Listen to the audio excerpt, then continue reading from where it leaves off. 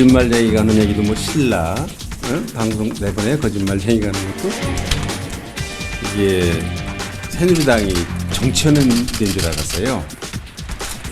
그랬더니 와서 보니까 교회더라고. 서청원 집사님이 계신 교회야 이게. 제가 할복을 안 해서 여기 여러분들 와 있습니다. 성직자는 사람들의 생명을 보호해주고 그런 의무가 있는데 죽음을 강요하는 선지자는 대한민국에 그분 한 분 같아요. 그건 있을 수 없는 겁니다. 전 그래서 그분은 새누리당의 비상대책위원장의 자격이 없다고 봅니다. 그거 하나가 너무 많이 사람을 무시했습니다. 나보고 썩은 조양이라고 한다 팔선. 아하 이거 잘못 모셨구나. 나도 잘못 왔어 여기. 난 성직자고 그러는 줄 알았는데 안 왔어 여기. 그거 뭐 큰일 나요. 은퇴한 사람이 어디 또 교회 맡고 그러면 안 돼요. 주말까지 서청원 의원이랑 사퇴 안 하신 그만 탈당계 내면은 곧 돌려줄 테니까 탈당계 내라. 거기 우리 또 당의 당직자들도 전부 이거는 의장 탈당이죠 말하자면 그렇게 하도록 하니까 거기에 꼬여가지고 간 건데 그건 전 모릅니다.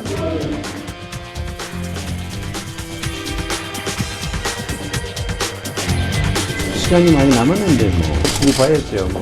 난 잘 될 거로 생각합니다.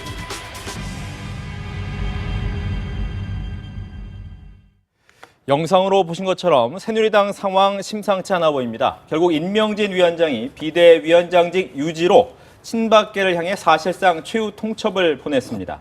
자세한 내용을 세 분과 짚어봅니다. 조혜진 전 국회의원, 최창렬 용인대 교수, 최진 세안대 부총장 나오셨습니다. 안녕하십니까? 반갑습니다. 네, 어서 오십시오.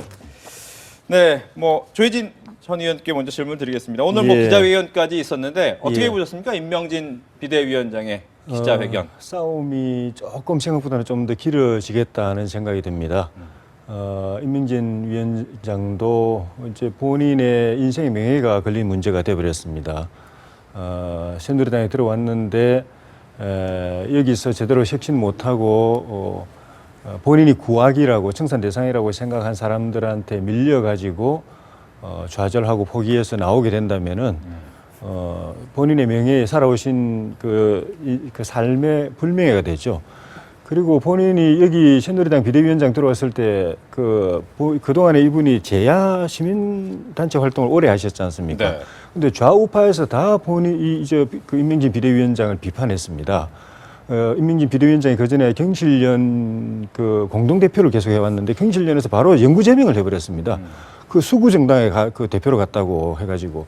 근데 그러면 우파 쪽에서는 또 힘을 지지를 해야 되는데 서경석 목사님이 중심이 된 그 탄핵 반대 운동 본부에서 또 신문에 대문짝만하게 광고를 해가지고 임명진 목사는 좌파인데 왜 새누리당 보수정당이 받아들였냐 뭐 그러면서 빨리 쫓아내라 이래가지고 지금 그만두고 나가신다고 하더라도 이 좌우 그 시민단체로부터 다 환영받지 못할 상황이 돼서 네. 여기서 확실하게 본인 역할을 해내시든가 아니면 최후까지 노력해보고 정말 명분을 갖고 그만두시든가 그렇게 하지 않으면은 어설프게 그만두면 정말 본인 명예에 큰 손상이 갈 상황이 됐고 그 서청원 대표를 비롯해서 친박 핵심들은 우리가 그동안에 봐왔지만은 이 만만한 분들 아닙니다. 이 여론도 뭐 그 여론이 아무리 뭐 몰아쳐도 눈 깜짝 안 하고 버티는 분들 버티는 거 여러 번 봤지 않습니까? 네. 그래서 이 싸움이 하루 이틀 안에는 결정이 안 될 것 같네요. 예, 지철용 교수님, 기싸움으로 봐야 됩니까? 어떻습니까? 일단 자신들 내부에서는 기싸움의 성격이 분명히 있는데 네. 국민들은 그런 기싸움보다 앞으로 새누리당이 어떻게 쇄신해 갈 것인가가 관심이거든요. 근데 지금 어쨌든 전반적으로 임명진 비대위원장과 지금 서청원 의원 등 이른바 친박 핵심과의 권력투쟁적 성격이 분명히 있긴 있습니다만 비상대책위원장으로서 비상대책위원회를 구성하려다가 실패한 거잖아요. 그렇죠. 상임전국위원회의 그 의결 정족수가 미달돼서 그래서 이게 실패했단 말이에요. 그래서 과반이 안 된 거죠. 56명 중에서 26명이 와야 되는데 24명밖에 안 왔어요. 상임전국 위원들이. 이러다 보니까 이것은 분명히 친박 핵심들의 조직적인 어떤 방해라고 볼 수밖에 없죠. 제가 이걸 보면서 생각이 나는 게 지난해 5월 달인가요? 김용태 의원이 혁신위원장으로서 새누리당을 이제 개혁해 나가려 할 때, 4.13 총선 패배한 직후죠. 결국 그때도 똑같은 이런 상황이 재현됐던 걸로 제가 기억하고 있습니다. 그때도 전국상임위원회가 무산됐었죠.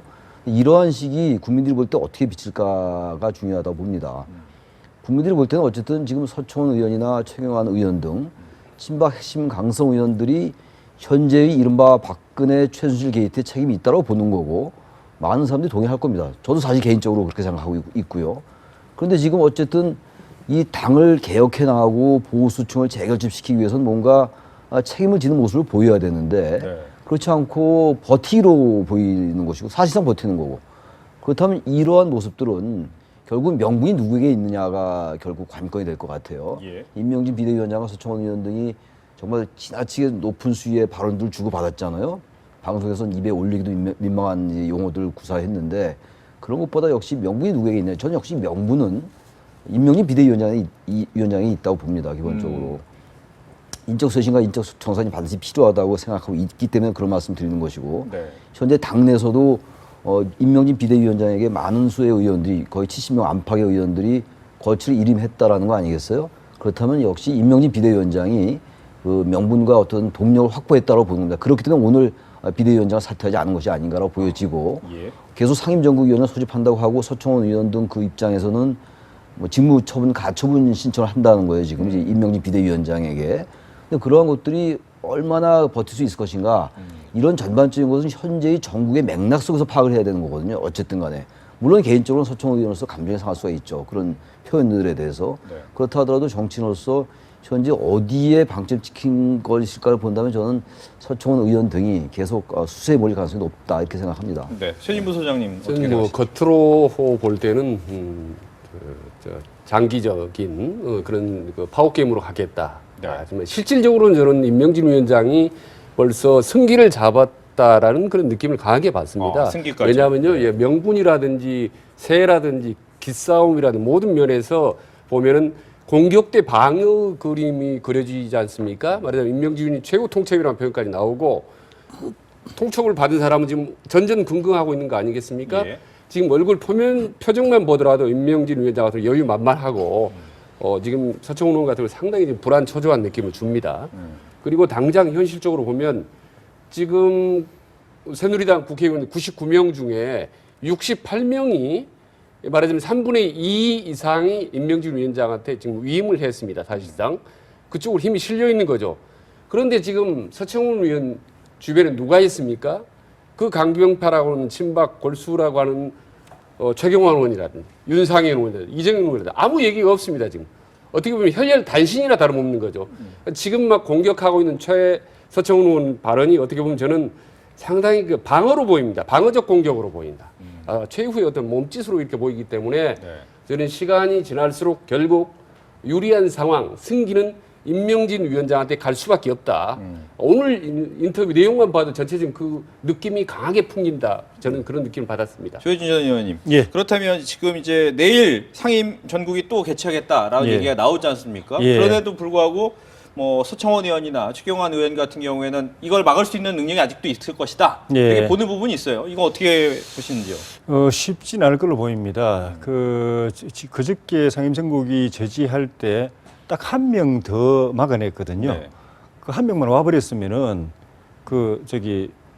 이렇게 가능할 수 개최가 있어요. 가능했죠. 네. 개최 가능할 수 있었는데 그것도 사실 굉장히 무리하게 막았습니다. 언론 보도를 보면은 심지어 회장 앞에 보좌진들까지 보내가지고 상임정국위원들 들어오는 것 같아 몸으로 이렇게 점잖게 했겠지만은 그냥 가시라고 이렇게까지 해서 겨우 이제 2명 모자라게 그렇게 했는데 한 명만 왔었더라도 이걸 뒤집히는 거였는데 분위기상 내일 상임정국위원회에서 그 정도까지 막아내려면 또 굉장한 무리수를 동원하고 언론이 지켜보는 데서 물리력까지 동원을 해야 가능할 수 있지 않을까. 제 예상은 그렇습니다만은 네. 물론 이제 또 어떻게든 또 뭐 이렇게 방법을 동원해가지고 제지할 수도 있겠죠. 그렇지만 임명진 비대위원장이 뭐 내일 안 되면 다음에 또 소집 며칠 뒤에 또 소집한다. 내일이 끝이 아니다. 그러니까 헛힘 빼지 마라. 어차피 계속 하게 돼 있다. 라고 이야기했기 때문에 아예 못할 수도 있지만 문제는 상임정국위원회가 개최돼 가지고 비대위 인선이 임명진 위원장이 정한 대로 정해진다고 하더라도 그리고 거기에서 서청원 의원 출당이 의결이 된다고 하더라도 의원총회에서 3분의 2 이상이 찬성을 해야 됩니다. 아. 좀 전에 그 최진 교수님 말씀 중에 이제 새누리당 의원 99명 가운데 68명이 본인들의 거취를 임명진 위원장한테 맡겼다고 하니까 그 숫자는 3분의 2가 넘는데 이 3분의 2가 투표해서 그 투표를 하든 거수를 하든 그 서청원 의원 출당 의결을 할 때 다 찬성할 것인가. 이것도 서로 낫 부딪히는 부분이 있거든요. 예. 그래서 뭐 거취 위임하는까지는 할 수 있겠지만은 목 자르는 셈인데 거기에 68명 이상, 3분의 2 이상이 참여해야 출당이 의결이 이루어지는데 그 역시 또 쉽지 않은 과제이기 때문에 속단할 수는 없을 것 같습니다. 네. 그렇다면 끝까지 좀 버티겠다 이렇게 보시는 건 어떻습니까? 글쎄 그런데 제가 아까 말씀드린 것처럼 지금 이렇게 언제까지 갈 수가 있겠어요 지금 이 새누리당이 사실상 집권당의 입장이 아니잖아요 지금 그렇죠. 뭐 대통령의 당적을 보유하고 있으니까 집권당이라 하더라도 명목뿐인 것이고 지금 우리 조혜진 전 의원 말씀처럼 설령 이제 비대위원이 구성되고 비대위에서 논의가 돼서 제명을 시키려면 3분의 2가 필요한 거잖아요. 근데 탈당 권유나 이런 것들은 3분의 2가 필요 없을 겁니다 아마 제가 알기로는. 그 제명까지는 아니더라도 탈당을 권유할 수 있다는 거, 그 정도까지만 와도 서청원 의원이나 이른바 친박 핵심 의원들께서 버티는데 한계가 있지 않겠어요? 그리고 그렇게 버틴다는 게 의미가 뭐가 있겠는가? 그리고 만약에 그것이 성공해서 서청원 의원이나 최경환 의원도 이런 분들이 당에 남아 있는다면은 네. 또 다른 맥락에서 제가 아까 전체적인 정부의 맥락에서 파악을 해야 된다고 말씀드렸는데 지금 반기문 유엔 전 사무총장이 12일 날 귀국한다라고 돼 있잖아요. 뭐 당장 어떤 정당과 결합할지는 모르겠습니다만 지금 바른정당이라는 정당이 분당에서 나와 있는 거잖아요 지금. 그렇죠. 그렇다면은 계속 그분들이 당에 남아 있어서 인적 쇄신이나 인적 청산이 되지 않는다라고 국민들이 느낄 때 그 의원들은 물론 총선이 3년이나 남았다 하더라도 새누리당 의원들 과연 그 당에 그대로 있겠는가? 그렇다면 그 당에 남아 있는 그 친박 핵심들은 과연 무슨 의미가 있는지 저는 그래서 이러한 것들은 전 어떤 당권을 잡겠다는 파워 게임의 성격도 아니잖아요. 지금 임명진 비대위원장이 무슨 뭐 대권을 하거나 이런 분이 아니잖아요. 그렇기 때문에 제가 아까 명분이 임명진 비대위원장한테 있다고 말씀드렸는데 그러면서 볼 때는 지금 저렇게 버티기로 하는 게 한계가 있을 것 같아요. 단지 제명은 안 된다 하더라도 비대위에서 비대위가 구성돼서 상임정국위가 열려서 비대위가 구성된 다음에 거기서 탈당 권유라든지 다른 식의 징계가 내려진다면 점점 명분이나 동력은 약화될 거다. 친박 핵심들이. 네. 그런 생각이 들고 또 하나는 지금 아까 말씀하신 게 24명까지밖에 못 왔기 때문에 정족수가 안 된 거였잖아요. 근데 민주정당에서 어떻게 그 상임정국위원회 위원이 오는 걸 막습니까? 그렇게. 그게 가능한 얘기입니까? 아직도 지금 저 정당의 그 주류란 분들은 그런 인식에 사로잡혀 있다면 너무 원론적이고 당위적인 말씀이 될지 모르겠습니다만 지금 이 온통 나라가 지금 어제도 촛불 집회 열었잖아요. 11일차까지. 근데도 아직 그 촛불 집회의 민심을 잘 모르고 여전히 저렇게 버티기로 일관한다. 도저히 전 정치인이 아니라서 나이브한지 모르겠습니다만 국민들이 이걸 어떻게 바라보겠습니까? 저는 그래서 그렇게 버티는데 한계가 있다라고 생각합니다. 네. 그 말하자면 이제 명분 말씀하셨는데 지금 이 상황에서는 국민들에게 어떤 메시지를 전달하고 그에 공감하느냐 하는 것이 중요한 관건이거든요. 근데 그 혈혈 단신으로 지금 악정 고투하고 있는 사람이 서청원 의원인데 서청원 의원의 얘기를 들어보면요. 사실 명분이 많이 취약합니다. 우선 친박계가 중심이 되는 새누리당이 왜 존재해야 되고 앞으로 우리는 어떻게 해야 될 거며 이게 정당하다는 그 논리는 전혀 없습니다. 지금 문제 삼는 것은 오로지 임명진 위원장의 개인적인 어떤 스타일을 문제 삼고 있거든요. 근데 그 논리조차 상당히 취약해요. 보면은 뭐 인민재판시 여론몰이를 하고 있다라든지 어떤 친북이라든지 말이죠. 네. 그리고 뭐 김정은식의 어떤 독재를 한다는 이런 식의 임명진 위원장에 대한 공격은 사실 또 다른 종북몰이나 다름없다기 때문에 전반적으로 보면은 당원들이 볼 때도 국민들이 볼 때도 사실 서청원 의원의 논리나 친박계 논리 상당히 취약하다. 결국 거기다가 또 사무처 직원까지 전부 돌아섰지 않습니까? 임명진 위원장 쪽으로. 그리고 지금 비상시국에서 당을 어떻게 보면 실질적으로 주도하고 있는 정우택 원내대표가 지금 전폭적으로 임명진 위원장을 지지하고 있습니다. 따라서 면분과 세나 모든 면에서 유리한 위치를 점하고 있는 임명진 위원장이 시간이 갈수록 점점 더 유리할 수밖에 없다 봅니다. 제가 한 가지만 좀 그 약간 염려라고 해야 될는지 좀 뭐 의심이라고 해야 될는지 저렇게 두 사람 간의 갈등이 매일매일 증폭돼 가지고 첨예화돼 가지고 아주 극단적인 상황까지 간 상황에서 서청원 전 대표께서 그럼 나 이제 모든 걸 짊어지고 내 혼자 그냥 딱 당에서 떠나겠다. 나가겠다. 이렇게 해가지고 분위기가 그 한 사람 정리되는 걸로 그냥 인적 청산이 끝나는 걸로 혹시나 가진 않을까. 왜냐하면 서 대표하고 저 비대위원장하고 둘이서 이야기한 이야기 중에 나 혼자만 모든 짐을 지고 떠나겠다. 그 대신에 떠나는 날짜는 나한테 맡겨달라 해서 서로 대화가 오간 부분이 있거든요. 예. 그래가지고 이게 무슨 드라마틱하게 갈등을 쭉 증폭시켰다가 딱 그만둠으로써 국민들이 착시 현상이 일으켜가지고 마치 새누리당은 아주 암 덩어리에 이 종양이 제거됐기 때문에 핵심된 것처럼 생각하고 나머지 사람들은 그대로 잔류해도 뭐 별 문제가 없는 것처럼 혹시 가지는 않을까. 또 그런 전략을 구사하는 건 아닐까. 또는 그 뒤에 있는 나머지 서청원 전 대표를 뺀 나머지 친박 핵심들이 그걸 기대하고 그런 식으로 또 작전을 펴진 않을까. 네. 그런 의심 겸 염려도 없지 않아 있습니다. 예. 예. 말씀하신 것처럼 어떻게 보면 가장 뭐 드라마틱한 순간에 서청원 의원이 이제 그만두면서 인적 청산 이제 이 정도면 충분하다 이런 느낌을 준다면 이것은 또 새누리당 입장에서 이제 인적 청산은 안 되는 거죠 결국은. 지금 인적 청산의 의미는 뭐냐면은 향후 새누리당이 국민들에게 반성하고 성찰하고 새롭게 개혁해 나가기 위한 전제 조건으로서 인적 청산이에요. 그렇죠. 그 인적 청산은 수단이라는 거죠. 새누리당이 새롭게 태어나고 국민들에게 이른바 속고대제하고 그리고 이른바 보수층들을 재결집해 나가기 위해서 대전제가 인적 청산이라는 것이지 네. 인적 청산이 최종적인 목표는 아니거든요. 만약에 그렇죠. 그렇게 된다면은 새누리당은 그야말로 소멸의 길을 걸을 수밖에 없을 거예요. 우리 국민들이 이번에 얼마나 위대한 걸 보여줬습니까? 지금 11차 촛불 집회 동안 이른바 맞불 집회와 같이 충돌 가능성도 제기됐음에도 불구하고 한 건의 충돌도 없었어요. 한 명의 연행도 없었고. 네. 그런 국민들인데 지금 국민들이 그렇게 간단하게 이게 서청원 의원 물러났다고 새누리당이 다 잘 됐구나라고 그렇게 보지 않을 거고 새누리당도 정당을 하는 분들이기 때문에 그렇게 나이브하지 않을 거라고 좀 보고 만약 그렇게 된다면은 새누리당은 물론 얼마 전까지 새누리당 계신 걸로 알고 있는데 새누리당은 당이 존재하지 않을 거예요. 거기 계신 분도 정치를 해야 될 거 아니겠습니까? 만약에 그렇게 돼서 그 인적 청산을 한 것으로 가름해가지고 간다면은 국민들을 우롱하는 거죠. 저는 그런 일은 없지 않을까. 그게 마지막 새누리당에 거는 기대입니다. 근데 이제 네. 워낙 정치권에 그런 이벤트가 많이 있기 때문에 아마 예. 그런 이제 의혹을 하는 것 같고, 근데 과거에 보수신당 지금 이제 바른정당으로 바른정당으로 나가면서 네. 탈당하기 전에 뭐 8적, 뭐 10적을 내세웠지 않습니까? 이름을 구체적인 실명까지 거론해서. 근데 아마 국민 정서로 본다면 한 4명 정도 이제 뭐 핵심적인 인물들이 만약에 탈당을 하게 된다면 어느 정도는 또 상당히 이미지 쇄신이 되지는 않을까라는 생각을 합니다. 다만 지금처럼 저렇게 밀고 당기다가 서청원 한 명 정도로 그렇게 정리된다고 해서 민심이 여론이 이렇게 확 돌아서지는 않을 거라고 생각을 합니다. 네. 여기서 이제 임명진 위원장이 비대위원장직을 수락하면서 이진곤 전 윤리위원장의 복귀를 요청한 것으로 알려졌지요.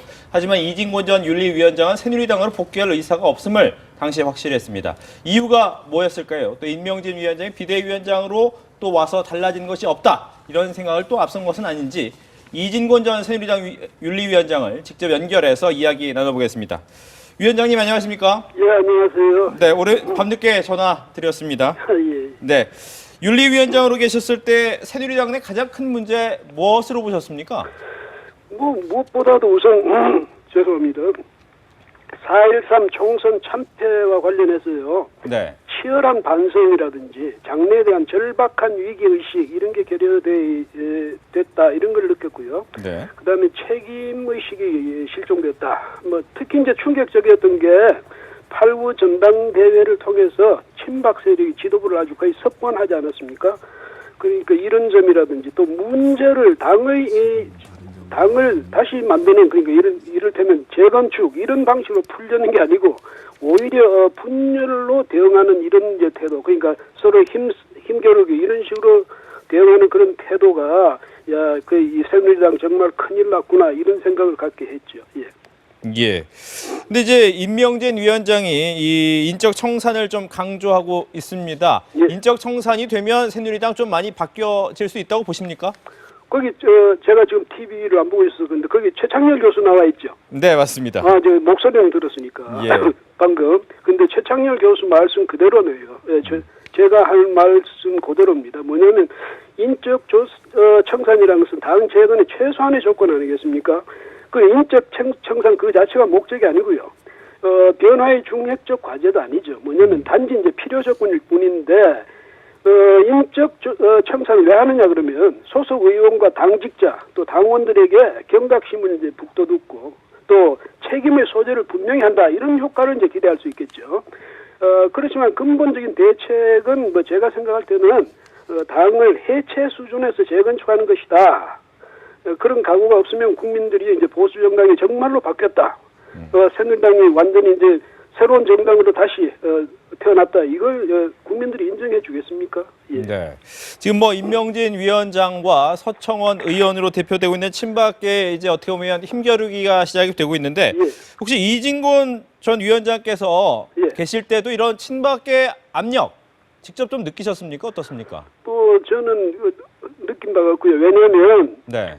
8.9 전당대회를 통해서 등장한 그 새 지도부가 박근혜 대통령의 그 문제가 생기기 전까지는 윤리위원회를 아는 척도 안 했으니까 서로 간에 전에 소통이 없었죠. 그러니까 뭐 압박하고 말고 하고 그런 것도 없었고요. 네. 그런데 이제 이후에 박근혜 그 당원, 박근혜 당원에 대한 이제 징계 요청을 그때 그 비상시국 회의인가 그쪽에서 하지 않았습니까? 그렇죠. 예, 그때부터는 이제 지도부도 적극적으로 그 윤리위원회에 대해서 이제 아는 척 하려고 했고, 물론 비상시국 회의도 이제 이 윤리위원회에다가 징계 요구를 했고, 뭐 이런 상황에 대해서 그때부터 갑자기 윤리위원회가 아주 중요한 그런 기구로서 대내외에 알려졌죠. 예. 네. 지금 보니까 이제 직무정지 가처분까지 신청하겠다. 서청원 의원 측이 이런 얘기를 하고 있습니다. 이런 부분은 가능한 얘기일까요? 어떻습니까? 근데 서청원 의원께서는 물론 뭐 나름대로 생각도 있고 느낌도 있고 뭐 또 여러 가지 뭐 쇼크도 있고 이래서 그렇게 이제 반발심도 있고 해서 그랬을 수가 있겠는데 네. 그러면 임명진 비대위원장이라고 지금 모셔왔는데 이분을 직무를 정지시킨다든지 아니면 내보낸다든지 이러면 그 다음에 또 대책이 있습니까? 없잖아요. 그럼 새누리당이 그렇게 됐으면 다른 대안이 있을 수 있냐? 그럼 새로운 비대위원장을 또 모시고 옵니까? 그렇게 되면 어떻게 하면 새누리당은 그야말로 좌절의 늪으로 빠져들 수밖에 없죠. 그런데 서청원 의원께서 물론 이제 친박의 좌장으로서 뭐 그런 식으로 어떻게 자기 영향력을 과시할 수는 있을지 몰라도 스스로도 아마 그게 대안은 되지 않는다. 이 점을 아마 생각하고 계시지 않을까 이런 생각이 드네요. 예. 네. 앞에서도 잠시 언급은 했지만 임명진 위원장께서 이진곤 전 윤리위원장 다시 한번 당으로 와주십사 이렇게 이야기를 했는데 거절하셨던 것으로 알고 있습니다. 아직도 그 마음은 변치 않으십니까? 어떻습니까? 그렇죠. 그런데 왜냐하면 우리는 그 윤리위원회는 저하고 그 윤리위원들은 그 지난 12월 13일 날 사퇴를 정식으로 했습니다. 네. 했고 이제 임 위원장으로서는 아마 이제 여러 가지 아쉬움이 있겠죠. 뭐냐면 지금 당을 정비하는 데 있어서 윤리위의 존재가 필수적이거든요. 특히 이제 징계 문제에 있어서. 그러니까 그렇다고 새로운 사람을 다시 인선하려니까 여러 가지 어려운 점도 있고 하니까 있던 사람들이 그냥 계속했으면 좋지 않겠냐 아마 이런 생각인 것 같은데 저희들은 이미 나왔으니까요. 그다음에 돌아갈 명분도 없죠. 왜냐하면 그때는 지난번 그 김희옥 비대위원장 체제에서부터 이제 저희들이 들어갔었는데 예. 당이 그동안에 그렇게 분열돼 버렸지 않습니까? 분당되고 이게 그러니까 우리가 만약에 거기 다시 들어간다는 것은 보수 정당 내 어떤 한 정파에 들어간다 이런 이야기밖에 안 되니까 그 명분도 없죠. 그다음에 비대위원 하시던 분들 어느 누구도 다시 복귀에 대해서 생각하시는 분은 전혀 없습니다. 예. 알겠습니다. 오늘 늦게 전화 연결했는데 말씀 잘 들었습니다. 고맙습니다. 예, 고맙습니다. 예. 네, 이진곤 전 새누리당 윤리위원장과 전화 연결해서 얘기를 했는데 중간에 나왔던 얘기 중에 하나가 이제 서청원 의원 측에서 나오고 있는 직무정지 가처분 부분입니다. 최창렬 교수님, 가능한 얘기일까요? 어떨까요? 법적으로 가능할 수 있겠죠. 그러나 네. 지금 이 새누리당이 정치하는 곳이잖아요. 정치 정당인데 직무정지 가처분 신청을 해서 만약에 비상대책위원장 임명진 위원장의 직무가 정지된들 그다음에 어떻게 할 겁니까? 그다음에 그러면 계속 다시 이 박근혜 최순실 게이트 전에 새누리당 모습 돌아갑니까? 그게 안 되는 거잖아요. 그리고 아까 이중곤 전 위원장도 그런 말씀을 하시던데 그럼 누굴 모셔온들 또 다시 그분들을 누군가 모셔온 사람을 또 친박의 그 패권주의의 틀에 가둘 겁니까? 그건 저는 어렵다고 봐요. 한계가 있어요. 모든 일이라는 게. 그리고 특히 정치라는 건 뭐 현실적인 게 중요하다 하더라도 명분이 없으면 안 되는 거 아니겠어요? 근데 너무 명분이 없습니다. 지금 이렇게 버티는 게 한계 있다고 좀 보는 것이 계속 드리는 말씀입니다만 네. 정부에서 직무정지 가처분 신청으로 가지 않을 공사도 있을 거예요. 왜냐하면 서청원 의원이 8선 아닙니까? 지금 어쨌든 감정 싸움도 있고 여러 가지 스스로가 이제 그 너무 몰려 있고 그래서 뭐 이렇게 극단적인 발언도 하고 이러는 거가 아닌가라는 생각도 들어서 나름 정치력을 발휘하지 않을까. 그게 저는 8선으로서 이 정치 선배로서 저는 해야 될 도리라고 보고 그래야 그래도 이 정권을 유지했던 친박 핵심이었잖아요. 그것이 전 마지막 도리라고 보기 때문에 저는 그렇게까지 가지 않을 가능성이 있다고 봅니다. 조혜진 전 의원께서 어떻게 보십니까? 그 서청원 전 대표께서 임명진 비대위원장을 직무정지 가처분 신청하겠다고 한 그 근거 명분이 탈당을 나한테 강요를 했다. 네. 그건 정당법에 위배되는 사항이다.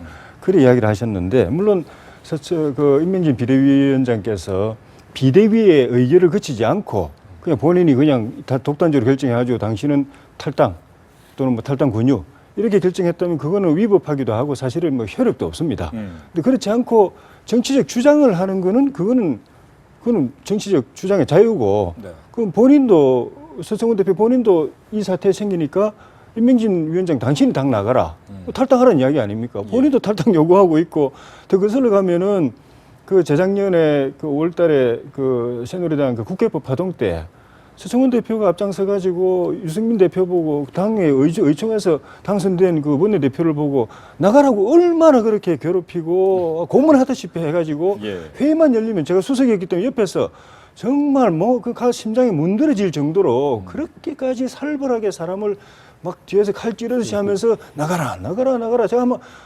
공적 사적으로 하면 20번의 이야기를 했을 거예요. 그래가지고 결국은 나가게 만들었지 않습니까? 그게 사실은 그게 법에 저촉되는 강요고 그 직무정지 그 유승민 대표가 고소를 안 해서 그렇지 그 제 직무 그 업무 방해 행위거든요. 본인은 진짜 본인이 그렇게 해놓고 본인 보고 나가라고 하는 걸 갖다가 법에 저촉된다고 법원에다가 고발하겠다 이렇게 말하는 거는 8선의 대원로 정치인으로서는 정말 이거는 초선 의원들도 안 하는 그런 모습을 보이시는 것 같고 정치적 주장 가지고 법정에 가져가도 그 법 판사가 그걸 갖다 직무정지할 리도 없지만 직무정지하면 새누리당 뭐가 됩니까? 특히 서청원 대표님은 본인이 나서가지고 모셔와 놓고는 본인이 법원에 호소해가지고 목 자르고 그럼 새누리당은 진짜 웃기는 정당 되는 거죠. 그리고 직무정지 가처분 신청이 받아들여질 가능성이 거의 없어요. 지금 정치적 행위들을 하는 것이고 정치적 발언을 하는 거거든요. 정치적 주장을 하는 상황이기 때문에 이게 법원에서 효력이 받아들일 리가 전혀 없습니다. 방금 조혜진 의원 얘기 들어보니까 완전히 격세지감이네요. 불과 몇 달 전까지 밀어붙여서 막 쫓아내다시피 했던 친박계가 이제는 똑같은 논리로 방어 논리를 편다는 게 참 정치 권력의 무상함을 느끼는데 이게 명칭 그대로 비대위원장 아닙니까? 비상시국에서 전권을 위임한 사람이 하는 정치적인 행위에 대해서 법리적으로 따진다. 이거는 말이 안 되는 거고 그리고 설령 직무정지 가처분 신청하더라도 그 심사하는 그 시간 동안에 이미 정치적인 행위는 급물살을 탈 거기 때문에 저는 이런 그 법적인 공방은 별 의미가 없다고 보는 겁니다. 지금 이러면서 중도파들은 과연 어떻게 움직일 것인가? 새누리당 내 중도파의 움직임을 좀 봐야 될 것 같은데 이제 보수 신당의 이름이 정해졌습니다. 바른정당, 줄임말은 바른당 이렇게 하기로 했다라고 하고 있는데 어떻게 이름은 어떻게 들으셨습니까? 이름을 아주 절묘하게 지은 것 같아요. 그러면 타당 의원들이 그 이제 바른정당에 소속된 의원들과 토론을 하든지 무슨 뭐 대담을 할 때 바른정당에 계신 분이 이렇게 얘기할 거 아니에요. 그렇죠. 그럼 자신은 마치 바르지 않은 정당에 있는 것처럼 대비될 수 있는 것 같은 분, 이건 여담입니다만 이름을 잘 지은 것 같아요. 그리고 이 약자도 바른당이 되니까 이래도 바른당 저래도 바른당인데 문제는 이제 그겁니다. 윤리적으로나 지금 아까 전 윤리위원장하고 통화도 하셨습니다만 조금이라도 어떤 그 정치적으로 그리고 비윤리적인 모습을 이름만 바른정당으로 해놓고 이런 식으로 더 공격받을 소지도 있다 해서 양날의 칼이다 그런 생각이 듭니다. 어떻습니까, 조혜진 전 의원께서는? 이름이 어감이 좋습니다. 이제 최성길 교수님 말씀하신 그대로인데요. 저희가 새누리당에 있을 때 옛날에 그 노무현 정부 정당이 참 고약했어요. 신당을 만들어 놓고 이름을 열린 우리당이라고 그러면서 약칭을 우리당이라고 그래가지고 우리당으로 불러달래요. 새누리당 의원인 저도 부를 때마다 우리당 우리 당 남의 당인데 네. 우리 당 그래가지고 대한민국의 모든 국민들이 저 당을 보고 우리 당이라고 그랬거든요. 모든 국민들이 저 당의 당원인 것처럼 그렇게 착시 현상을 일으키는 그런 효과를 가져와서 참 불편하던데 거꾸로 돼버렸어요. 이제 상대들이 이 당을 보고 이제 바른당이라고 맨날 바른당에 계신 분이 이렇게 이야기해야 되고 근데 이제 어쨌든 그 논점은 그 보수라는 보수 정당의 정통성 이런 걸 이제 표방하고 예. 적통을 우리가 이어간다. 새누리당은 극우 수구 기득권 정당이 되어버렸다. 혁신이 안 되는 정당이 되어버렸다. 사당이 되어버렸다. 박근혜 사당이 되어버렸다. 이렇게 우리가 이제 보수 정당의 적통을 이어간다고 했는데 보수적 가치를 담는 문제를 이제 명칭에 보수라는 말을 넣느냐 가지고 경론이 있었던 것 같은데 어쨌든 내용이 중요하고 보수라는 이름을 꼭 넣지 않아도 그 내용이 중요하다는 결론에 이제 저는 이름을 정한 것 같은데 바른정당이라는 이름 안에도 어쨌든 정직하다든가 또 양심적이다든가 또 깨끗하다든가 또 공정하다든가 뭐 옳다라든가 이런 개념들이 다 포함되어 있어서 보수 정당의 보수 적통을 자청하는 정당의 이름으로서는 출발은 괜찮다.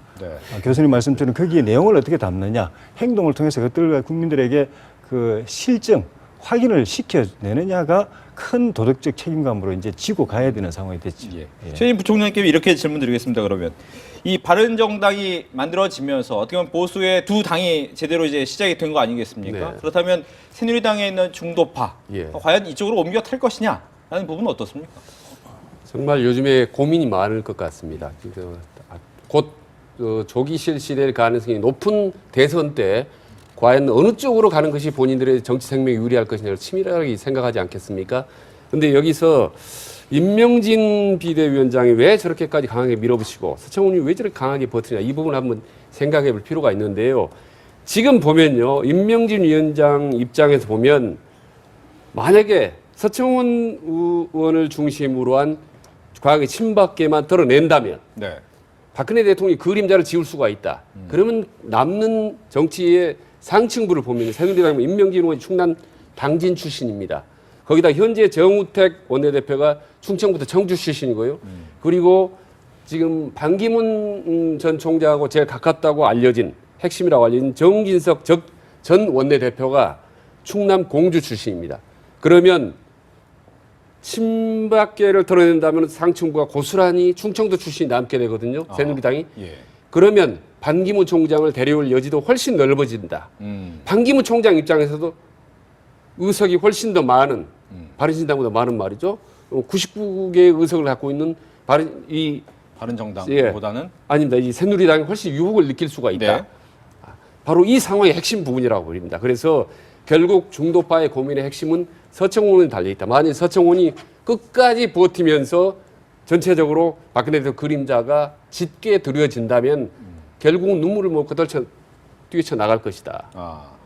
알겠습니다. 최정일 교수님 어떻게 보셨습니까? 그래서 저는 글쎄요, 뭐 일리가 있는 분석인데 지금 반기문 전 총장이 설령 지금 말씀하신 것처럼 친박의 핵심 의원들이 설령 자리를 비운다 하더라도 그 새누리당 쪽으로 가긴 좀 어렵지 않겠는가. 물론 거기에 이제 친박 의원들 거의 친박만 남은 거죠. 뭐 이제 그 바른정당으로 다 탈당을 많이 했으니까. 물론 친박 내에서도 친박 핵심이라는 분들이 있고 아주 주류를 형성했던 분들이 있고 그렇지 않은 사람들의 결의찬이 있다 하더라도 전체적으로 친박인 것이고 국민들은 어쨌든 박 대통령에게 제기된 여러 가지 의혹들 그리고 실정들 이런 것들과 친박들과는 굉장한 연관성이 있다고 보고 있는 거 아니겠어요? 그렇기 때문에 저는 반기문 전 총장이 새누리당의 둥지를 틀 가능성은 대단히 없다라고 보고 물론 본인도 지금 꼭 새누리당이 아니라 하더라도 다른 정파나 다른 정당과도 손잡을 가능성은 현재로서는 별로 없습니다만 설령 그 친박 핵심들이 다 나가고 이른바 충청을 지역 기반으로 한 분들이 새누리당의 어떤 주류로 등장한다 하더라도 반기문 총장이 거기 갈 가능성은 없고 중요한 거는 이 새누리당뿐만이 아니라 전반적으로 우리 정치 구도의 불가측성이 대단히 증대됐어요. 지금 사당 체제가 된 거 아닙니까? 근데 사당 체제로 하더라도 지금 앵커께서도 그렇게 질문하셨다시피 굉장히 이 이동의 가능성이 높아진 거예요. 어떤 그 연대 가능성 그리고 개헌이냐 그리고 뭐 하사람들 결선투표 본선에서 결선투표를 얘기하는 겁니다. 그런 것들을 고려해가지고 얼마든지 이 합종 연행이랄까 정당 간의 이합지산도 길도 열려 있어요. 반대 경우도 있겠습니다. 그렇기 때문에 지금은 예단하기 너무 쉽지 않은 것 같아요. 개헌에 대해서 문재인 전 대표가 어떠한 스탠스를 취하느냐도 굉장히 중요한 것 같고 반기문 전 총장이 들어와서 어떠한 쪽과 연대의 모습을 보이느냐 지금 안철수 전 대표 같은 경우는 아주 연대에 대해서는 아주 알레르기성 반응을 보이고 있는 거고 또 국민의당 내부에서는 또 반기문 총장과 연대할 수 있다는 입장이고 그래서 굉장히 같은 당 내에서도 입지가 많이 달라요. 그래서 저는 일단 반기문 전 총장이 귀국한 다음에 게다가 손학규 전 대표의 경우도 22일 날 국민주권개혁회의를 창립할 움직임을 가지고 있어요. 이 정치 결사체도 나름의 어떤 구심점을 가지고 연대를 하겠다는 거거든요. 거기 이제 개헌이 어떻게 작동되느냐가 가장 중요한 변수가 되는 제가 수밖에 좀 없다고. 명확하지 않은 부분이 제가 한번 여쭤보는 건데 네. 그러니까 지금 이 서청원 의원이 계속 버티고 새누리당이 엉망진창으로 할 경우도 중도파들이 그대로 남아 있겠느냐는 얘기죠. 아니 저는 뭐 그럴 가능성 거의 없다고 보죠. 그러니까 그 질문이 그렇습니다. 그러면 그러니까 중도파 의원들은 기본적으로 어쨌든 이동 가능성이 높아요. 현재 새누리당에서. 지금 친박 핵심들이 설령 좀 많이 이탈한다 하더라도요. 제가 아까 말씀드린 전반적인 이 원심력이 증대하는 상황 속에서 새누리당 의원들은 그것이 바른정당이 됐건 다른 지대가 됐건 탈당할 가능성이 높다는 거죠. 근데 여기서 좀 그럴 수 있구나, 의문되는 알겠습니다. 부분은 뭐냐면 말씀하신 것처럼 이제 이동 가능성은 충분히 높다고 볼 수 있지만 실제로 처음에 나올 때는 남아있던 의원들이 상당히 많았단 말이죠. 과연 그렇다면 이후에 새롭게 당이 만들어진다고 해서 나갈 것이냐? 이 부분에 또 의문이 생겨서 어떻게 조혜진 전 의원께서 보시는지 궁금합니다. 그럴 가능성이 꽤 되죠. 물론 이제 서청원 대표 또는 뭐 서 대표 나가더라도 나머지 진박 핵심들이 남아 있는 경우는 뭐 더 이탈 가능성이 높고 그분들이 나간다고 하더라도 첫째는 이 당이 어쨌든 간에 탄핵에 대해서 반대한 정당이 다수고 그리고 구심점이 없는 당이 돼버립니다. 진박 핵심들이 나가버리면은 뭐 뿌리를 잘라냈다, 동량을 걷어냈다 의미도 있지만은 당이란 조직의 입장에서 보면은 구심점이 없어서 왜냐하면 지금 바른정당으로 나가는 분들이 대부분 다 새누리당의 기존의 3선 이상, 3선, 4선, 5선 중진들이 거의 다 나가버렸거든요. 여기는 이번에 거의 반 정도가 이제 초선 의원들입니다. 비례대표 의원들이고 그리고 구심점 없는 정당이 되어버릴 가능성이 많고 또 후보 못 내는 정당이 되어버릴 가능성이 많고 정당으로서 지속 가능성이 별로 없는 정당으로 이제 떠버리는 거고 또 그것과 관계없이 바른정당에서는 10명 정도는 조만간 또 다시 탈당하다 할 거라고 이제 전망을 하고 있고 반기문 총장 들어오시기만 기다리고 있는 충청권 의원이 또 10명 가까이 충청권과 뭐 중부권에 한 10명 가까이가 반 총장 들어오시면 일단은 반 총장이 새누리당 안 들어오면 자기들이 나간다라고 이제 대기하고 있는 의원들이 또 있고 그리고 그 이주영 의원이 주도했던 중도파 의원이라는 사람들이 한 20여 명 있어가지고 이분들은 사실은 더 이상 새누리당에 남아 있어야 될 만한 뚜렷한 동인이 없으면은 그리고 반 총장 따라가든지 아니면 바른정당으로 가든지 그렇게 될 요인이 많아가지고 이 사람들이 나중에 가가지고 밖에 나가서 제3세력으로 딱 뭉쳐지면은 판이 단순하게 정리가 되는데 문재인과 나머지 이렇게 정리가 되고 반기문 총장도 사실은 이 세력의 제3지대의 단일 후보로 되는 걸 최종 목표로 삼을 텐데 뭐 쉽지는 않을 것 같습니다만은 그렇게 가는 움직임들이 이제 좀 역동적으로 일어날 걸로 보여지고 결과가 어떻게 뭐 이렇게 성공할는지는 모르겠지만은 그게 역동적인 변수로 곧 이제 출발을 하게 되지 않을까 생각이 됩니다. 그러니까 산술적으로 간단히 이제 정리해드리면은 지금 99명 아니겠습니까? 새누리당 의원 중에 아까 말씀드린 68명이 임명진 위원장한테 위임을 했기 때문에 나머지 의원은 21명입니다. 그러니까 어찌 보면은 사실상 21명 정도가 진박이라고 볼 때 전체 국회의원 300명 중에 21명 정도가 소수로 남아있는 친박이라고 할 수가 있는 거죠. 그러면 이미 지금 현재 새누리당은 사실상 거의 와해 일보 직전이라고 봐야 됩니다. 어떤 형식으로 변화를 하고 모양을 갖추느냐 문제지 실질적으로 큰 흐름은 거의 임명진 위원장 중심으로 개혁파들이 승기를 잡았다고 보는 거죠. 이미 산술적으로도 볼 때도 그렇다고 이미 판결은 어느 정도 났다고 봅니다. 알겠습니다. 뭐 이 부분에서 계속해서 얘기 나왔던 게 이제 반기문 총장 얘기였습니다. 새누리당 중도파 의원들의 거취 문제가 다음 주에 이제 본격적으로 드러날 것으로 보이는데 반기문 전 유엔 사무총장의 귀국 역시 한몫할 것이라는 전망입니다. 따라서 여의도에 상륙할 반기문 전 유엔 사무총장 바람에 대한 관심이 높아지는데 위력이 어느 정도일지 여의도 족집게를 보고 대담 이어가겠습니다.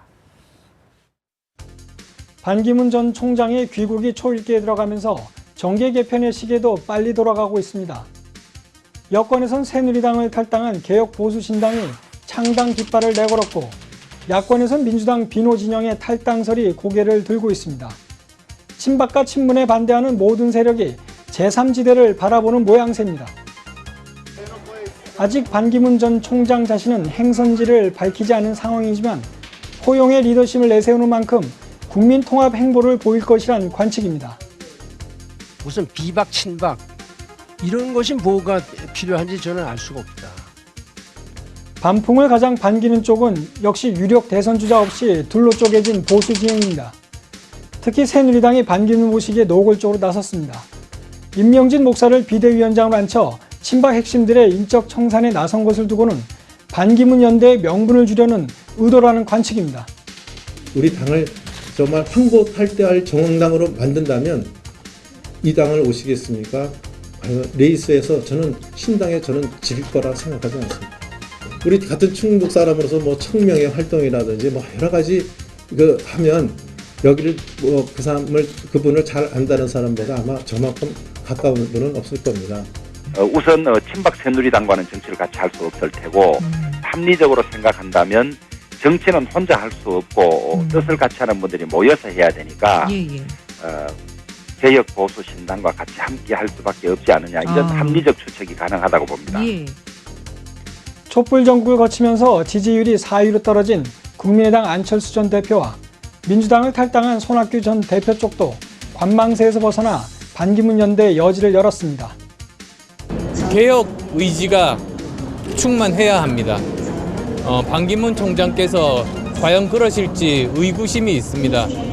그런 부분들이 밝혀지면 그때 가서 판단할 수 있는 문제 아닌가 생각합니다. 아니 반기문 씨가 앞으로 우리나라 정치를 어떻게 끌고 가겠다는 건지도 모르고 사실 그분이 내가 대통령 나오겠다 정치를 하겠다 이런 얘기를 공식적으로 한 얘기도 한마디도 없습니다. 그분이 돌아와서 우리나라 정치는 어떻게 돼야 되겠다 나는 무엇을 하겠다 이것을 보고 나서야 판단이 될 일이죠. 이처럼 정치권에선 광범위한 세력이 저마다 반기문 연대 시나리오를 마련하고 때를 기다리고 있습니다. 지각 변동의 시작이 언제가 될지 예단할 수 없지만 반 전 총장의 귀국 후 보름이 첫 분수령이 될 전망입니다. 굵직굵직한 정치 일정이 긴박하게 이어지고 있기 때문입니다. 반 전 총장의 귀국 사흘 뒤 국민의당 전당대회를 시작으로 손학규 전 대표가 추진하는 국민주권 개혁회의가 출범하고 개혁 보수신당이 창당대회를 엽니다. 이 보름 동안 가장 주목해야 할 정치인을 꼽으라면 국민의당 박지원 전 원내대표일 겁니다. 당대표 경선에 출마한 박 전 원내대표는 제2의 DJP 연합을 제시하며 연대의 자락을 깔아놨습니다. 제가 굉장히 신뢰하는 비정치권 인사가 반기문 총장과 접촉하고 나서 저에게 뉴 DJP 연합을 생각을 가지고 있다 이런 얘기를 했습니다. 민주당 김종인 전 대표도 반풍의 진로를 좌우할 수 있는 중대 변수입니다. 김 전 대표가 제3지대로의 연결고리인 중도 개혁 성향이고 민주당을 나온다면 10명 정도의 의원이 함께 움직일 수 있다는 점에서 반기문 진영에게 김종인 카드는 매력적일 수밖에 없습니다. 민주당은 반기문 바람 차단에 비상이 걸렸습니다. 반기문 리더십에 흠집을 내는 한편 박연차 게이트 연루설에 다시 불을 지피며 반기문 때리기의 강도를 높이고 있습니다. 친박계 후보를 준비하다 탄핵으로 발걸음을 돌린 국내 정치의 ABC도 모르는 사람과 언론중재위원회 제소만으로는 절대 의혹을 해소할 수 없습니다. 명예훼손 형사 고소라는 명확한 의혹 해소 방법이 있음에도 불구하고 고소를 하지 못하고 있는 것은 반 총장이 23만 달러를 받았기 때문이 아닙니까? 민주당 주류는 비노 진영 일부가 김종인 손학규 전 대표를 따라 제3지대에 동참할 가능성을 염두에 두고 집안 단속에도 나선 모습입니다. 그것은 아주 시쳇말로 뻥카라고 볼 수 있고요. 그리고 결국은 그런 식으로 이렇게 에드벌룬을 띄우는 것은 대국민 사기극이다 이렇게 생각을 하고요. 지금 여러 가지 이러저러한 뭐 의견과 주장들이 우죽순으로 나오는데 저는 루저들의 희망사항이다 이렇게 봅니다. 그러니까 룰을 바꿔서 뭔가 해보자 이런 거죠. 정유라처럼. 목요일 귀국하는 반정 총장은 당장 특정 세력과 손을 잡기보다는 전국의 흐름을 살필 것으로 보이지만 반기문 바람은 태평양을 건너기도 전에 그 위력을 더해가고 있습니다. 촛불과 탄핵으로 큰 고비를 넘긴 정치권이 다시 폭풍 전야의 긴장감에 휩싸이고 있습니다. 지금까지 여의도 족집기였습니다. 네, 12일 귀국합니다. 목요일에 귀국하는 반기문 전 총장 말씀 앞서 들으신 것처럼 과연 이 바람이 좀 불 것이냐. 그동안 여러 정치인들의 바람이 있어 왔지만 오랫동안 지속되는 바람은 또 없었던 것도 사실입니다. 반기문 바람, 이른바 반풍이 불 것이냐에 대한 이야기를 들어보겠습니다. 조희진 전 의원부터 얘기해 주시죠. 저는 그렇게 낙관적으로 보이지는 않습니다. 인지도 때문에 이렇게 상당한 이제 지지율을 갖고 있지만은 뭐 인간적인 매력이 있다든지 대중을 확 끌어들이는 그런 게 있다라는 것은 별로 그게 검증된 것이 없고 본인의 가장 큰 자산은 어쨌든 반문 세력을 규합해가지고 문재인 후보에게 대항시킬 대항마가 누구인가 보수 특히 보수 진영에서는 반기문밖에 없지 않냐 이런 흔히 말하는 대한부재론, 반기문 유일 대안론 이것이 유일한 자산인데 이것도 본인이 들어와가지고 그 독자적으로 어느 정도 또 바람을 좀 일으켜야 되고 거기다가 또 그 검증의 칼날을 잘 또 이렇게 극복을 해야 되고 그리고 거기다가 좀 전에 말씀하신 뭐 손학규 의원, 손학규 전 대표, 김종인 의원 또 정당으로서는 뭐 바른정당 또 그 국민의당 이런 정당들이 같이 붙어가지고 제3지대라는 큰 그림이 그려지면 그때 바람이 좀 일어날 것 같아요. 근데 네. 그런 조건들이 성립이 안 되고 또 검증을 원만하게 또 통과하지 못하면 최악의 경우 거품이 상당히 꺼질 가능성도 좀 있다고 봅니다. 예, 최창원 교수님. 일단 현재의 정치 구도가 선거 구도가 대선 국면이 일단 문재인 전 대표가 지지율이 굉장히 높기 때문에 문재인 대 비문재인 구도에서 이 비문재인 이 세력을 얼마나 결집해 내느냐가 반풍의 이제 성사 여부가 될 겁니다 아마. 근데 지금 말씀처럼 일단 검증을 통과하기 쉽지 않아 보이고 귀국도 전에 여러 가지 방금 화면에서 보셨다시피 여러 가지 얘기가 나오고 있는 것도 그렇고 또 하나는 정치인 출신이 아니기 때문에 막상 귀국 직후엔 컨벤션 효과는 있을 거예요. 일단 귀국한 다음에 기대가 있기 때문에 그렇다 하더라도 지금 계속 나온 얘기가 개헌 얘기 그리고 손학규 안철수 연대론 제3지대론 그리고 비문과 비박을 합치는 제3지대에서의 어떤 합종연행 이런 얘기가 나오고 있기 때문에 이것을 끌어모으기가 그렇게 만만치 않을 거다. 이렇게 끌어모을 때 반풍이 불 수 있는 거거든요.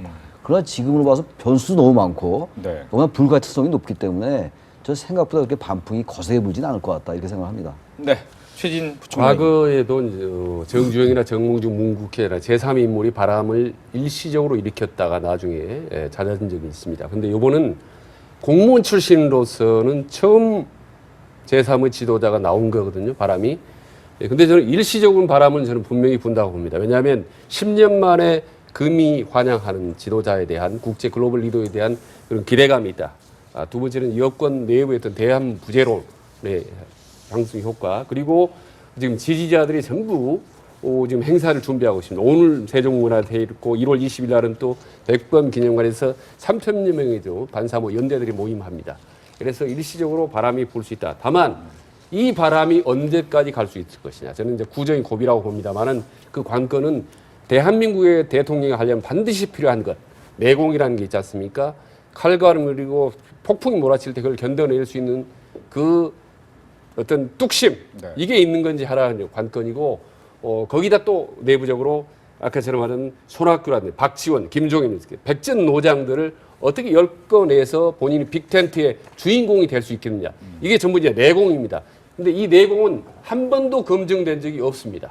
지금까지 워낙 10년 동안 혹은 그 이전에도 밖에 있었고 실제로 검증을 받은 적이 없었기 때문에 다만 과거의 경험으로 볼 때 공무원 출신이라든지 혹은 비정치인 출신이 그런 내공을 보였던 경우가 한 번도 없었기 때문에 과연 이번에 해낼 수 있을까 상당히 저도 좀 회의적인 시각입니다. 알겠습니다. 이렇게 해서 세 분과 함께 정치 이슈 나눠봤습니다. 오늘 이야기 잘 들었습니다. 네, 오늘 준비한 내용은 여기까지입니다. 복잡한 정치 이슈를 공정하고 당당하게 풀어보는 정정당당 다음 주 이 시간에 다시 찾아뵙겠습니다. 시청해주셔서 고맙습니다.